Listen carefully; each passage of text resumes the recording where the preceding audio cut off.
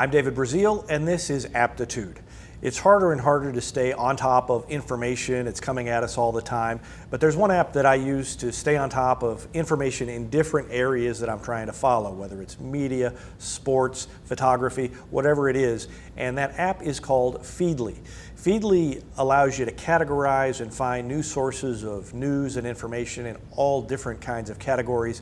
And it does it by pulling what's called RSS feeds from different websites. It displays the stories very nicely. It pulls all the stories together. It'll display them in a bunch of different ways. It shows you the images from the story. Maybe you want to see the first few lines of the story before you decide whether you want to check it out.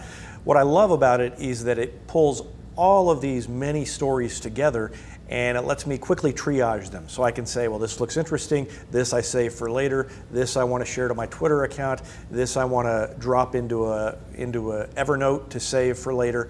They're all different options for sharing and for saving the stories that you find, and you can quickly go through a couple of hundred stories a day just by looking at the headlines.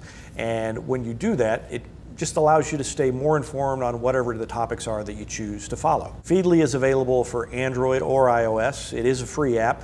There is a paid version of the app, or at least a paid account that you can get that allows you to do more sharing and more things with the data that are coming into your phone or your iPad. But you can get away with a free account and it should be fine.